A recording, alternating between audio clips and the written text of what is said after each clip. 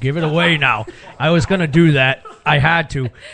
It's hard to believe, but that song is older than probably about 50% of the people listening to this radio show right now. That came out in the early 90s, 92, 93. It's an old song. I was 7. An oldie but a goodie. Let's talk about some goodies here. And I don't mean goodie. Are we going back No. to Shannon We're not going back to Sylvia's? what we were talking about during the music, Nope, right? nope, we're not going back to any of that. We're going back to some movies, what we know best, because I'm a loser, and I frequent the movie stations and the movie theater when I am allowed to visit outside. I don't even visit my family. I just visit the movies. We don't like hot, so anywhere it's nice and cool and cozy, that's where we'll be. Now, a lot of people are wondering, and because the end of the show we are going to touch on this a little bit, how was Ant-Man? Now, if you're a fan of the Marvel comic universe, we've said this over and over and over again to our times where our tongues are almost jumping out of our mouths, bleeding to death from repeating it. You can't go into these movies and expect it to follow the comics because they will not. And if they do follow the comics, they suck. Right. And this is an extreme to that point where it does not follow the comic at all. Okay. Up to only the names. This is the first Marvel movie where I think the villain really wasn't needed, and he was very low-balled. Like, who cared he was there? Who was the villain? Yellow Jacket. And the weird thing about it is, if you know your Ant-Man history, Yellow Jacket is Pym, but not. That's why I just frowned. It's like not in this movie. There's confusion on this side of the table. Very much so confusion with myself as well. And he doesn't control Yellow Jackets like Yellow Jacket does.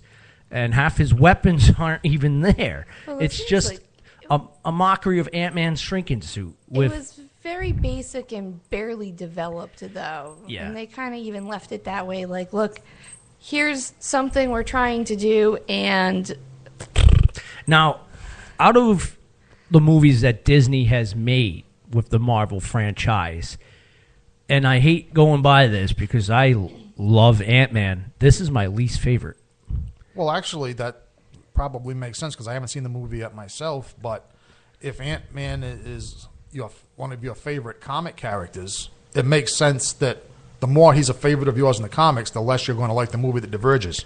And I do. And it's really... They don't follow anything. I'm just going to leave it at that. So, folks, go to watch it, enjoy it, and it's nowhere near the level of Captain America 2 or Thor 2 or the Avengers 2. Well, should we go see it or wait for Netflix? Oh, definitely see it on a cheapo Tuesday, but don't waste your money on $2 flipping. $2 it is. Okay. Yeah, don't do it on a full price like we did. It's definitely not worth that. But from an unbiased standpoint, because I don't know the characters as well as you do from the comic time, because I've honestly never read an Ant-Man comic, but I know the history that you've told me. Your divorce papers are here. But it was a decent movie if you don't know anything that's going on, and it was an entertaining storyline. Yeah, it's an action flick if you don't know what's going on. It was a very good storyline, and it was fun to follow. Some of it was so in your face you could figure it out before it happened. I'm going to remember that statement of yours, though. I'm going to take it out of context next time I review a movie. A good movie if you don't know anything. Right. About the history of it. Yeah, and she's right. It is. I'm just using the first part of it, though. Yeah. It is a good movie if you don't know anything about comics because you don't care. Well, and they picked the right character to play. Yes. I mean, Pym was awesome, and they picked the right guy to play Scott. I mean, they did really good with that. The actor choosing was really well done. Yeah, and the costuming was really cool. And it almost had that feel of when they were showing the ants, the Honey, I Shrunk the Kids feeling to it. Like, they almost, you could see them using that model of ant when they're doing it. It was... he's making the face, but it... much better quality than that. But it had that feel of Honey, I Shrunk the Kids. You know, the whole feeling to it and everything. Because Disney's done that before. So. And then you'll all just fall in love with Anthony. That little sense of wonder, in other words. Yeah. It's the same feeling when you go into... Now... The second movie we went to see, now I had no expectations for this movie at all because I'll be honest, the last couple movies that Adam Sandler has put out have been bombs. So I'm thinking this next one coming out is going to be a big bomb, and it was not. No. Pixels was hilarious. If you are into 80s video gaming, which everybody at this table is, if you are into 80s retro like commercials and characters, I'm not going to ruin it, but they put a very important 80 retro character in there that everybody at this table will appreciate when they put it inside there. Yes. Really good movie, and it started. It looked like it was going to be goofy, but I don't know how they did it, but they made it look like it could be believable, like with the way with the everything going on. At first, I'm like, yeah, right, whatever. This is going to be a stupid comedy, right. And it was a stupid comedy, but it was a stupid comedy where if you're a conspiracy theory person, you could work with it. You could almost believe it. Yeah, and it's one of those things like, well, it's not too far-fetched. Okay, you're intriguing me. Yeah, it could happen if someone was smarter than us, which there are a lot of people that are smarter than us. It's a unique concept that I had never thought of before and haven't seen in a movie, so it's cool to see something new. A different outtake on aliens other than blood-sucking or gray bulb or happy friendly ones that want to touch fingers with you. Oh, well, you know what? Don't say any more about it so I can. Right. Since you recommended that much, I want to go see it without. I don't want to hear any more about it. I think you'll like it, and if you like a good laugh, Adam Sandler definitely brought it back into his ballpark because the last couple movies he did, they sucked, they bombed, and I'm a huge Adam Sandler fan. It's just the last couple years he's been giving us crap. But you appreciated Cobbler. Cobbler was funny, but not. Well, it wasn't funny. It was entertaining, but it wasn't a typical Adam Sandler movie. Back to the Little Nicky days and the Billy Madison. Happy stuff. Happy Gilmore. Now, we go to Netflix because we didn't watch Hulu this week. There was nothing really up there. No, Hulu disappointed us. Netflix released a lot of stuff that was pretty cool, including this one, which if you watch the Hatchet series out there, I know, Ms. George, you've watched the Hatchets, right? 1 and 2. The one. Yeah, you watched 1. 2 wasn't that great. 3 was awesome. And that's unusual. The only problem is it is very Friday the 13th feeling. Oh, it's so cheese-tastic. And it is definitely ripping Friday the 13th off. Yeah. You just got to watch it to see it. The gore factor on it, that was pretty good. So much spray blood. Yeah, it was Evil Dead spray blood style, which it was an entertaining movie, unlike the second one. It was kind of like a back to the 80s moment, like Pixels. Yeah, I liked it, but I wouldn't buy it and own it. I'll watch it when it's on television. Yeah, it's great for free. Now, a lot of you folks have probably gone over this movie a couple times, and I did too. It's called Alicia Kills. Please kill me because Alice I never want to see this movie again. It's Alice. I don't kills care with a Y. what the hell it is. Well, just kill me because I don't want to ever see this again. I can't believe you left the thing on the entire time. That was torture. I was so mesmerized. See, this actually gets me curious. What kind of a movie would make Chuckles the Clown want to commit suicide? You just watch it, and it's so bad. You just gotta. It's not as bad as Sharknado. Those movies are horrible. It's so bad. Alice with a Y. Yeah. Alice with a Y kills. Gotcha. Not that good of a movie. Just put it out there. Penguins of Madagascar got released. That was a happy-go-lucky, typical. But it still had that feeling of Madagascar's 1, 2, and 3. It was almost like the fourth one. I love those little guys. Yeah, good movie. Now, this one is going to come across as a shocker, but Hercules with The Rock, they finally put it on Netflix. It wasn't that good. And I think the problem is, and normally I like movies that are about history, but the way they released this to us, they made it seem like it was going to be typical Hercules with mythological monsters and everything. Furthest from the truth. It was more like if Hercules was a human. Well, he was a human, but they did like his biography of he being a war hero instead of being slaying monsters and everything. You mean a war hero back in ancient times, or it's modernized? Back in ancient times. Okay. It wasn't that good.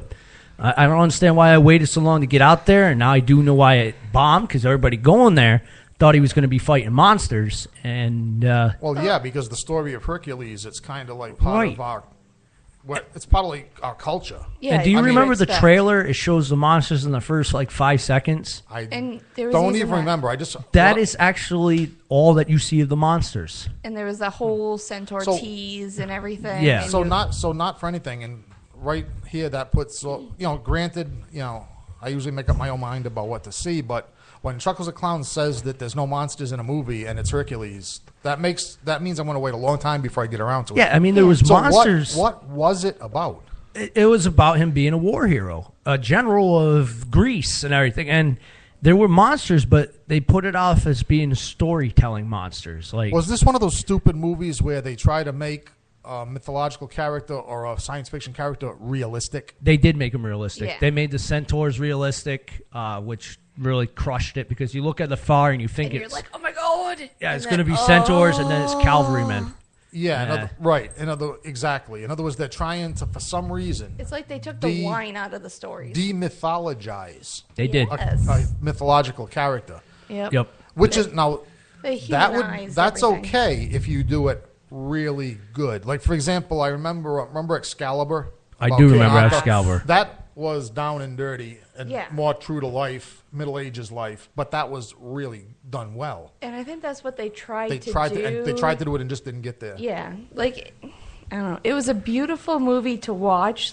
This. No, it really wasn't a beautiful movie. The backgrounds, the time they took with the armor and everything, there was a lot of details to it. It was like I was watching 300 Part 3. There was nothing original to it at all. Oh no, there was. It was nothing 300 original. with The Rock in it. I mean, it's already been done. I noticed that about quite a few of The Rock's movies that I've seen. I don't think I've ever once watched one of The Rock's fantasy movies and been completely satisfied. Yeah, this was whether it was when he was in the Mummy. Oh, that was bad. Scorpion King. What was that other one? Scorpion King was painful. Yeah, but in other words, I don't know. I know a lot of people think that he's a good actor and he's left wrestling behind, but I don't think so. And I think we were expecting more. That was the problem. We had these expectations for Hercules, and you always do because it just associates with the story, and it's you feel let down. Let's say, but before that, even it's I still cannot think of The Rock as anything but The Rock.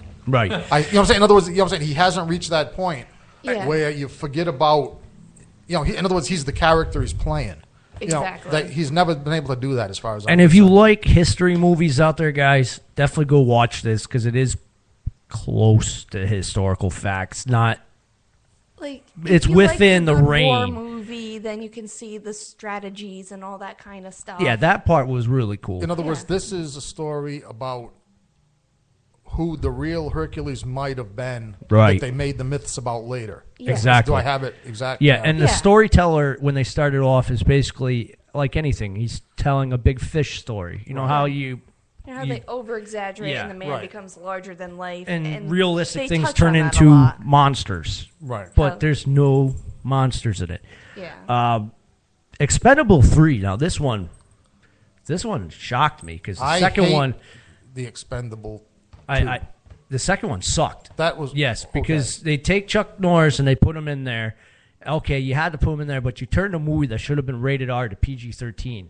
And those action heroes cannot do PG-13 and do it well. It takes away the whole point. Right. Exactly. Now, number 3, they return back to their roots. And I'm just going to say, all in all, that was a really good flick. And I regret listening to the critics when they said it sucked because I thought it was cool, especially our buddy there making jokes about himself when he got arrested. And what's the lineup of has-been old geezers in this one?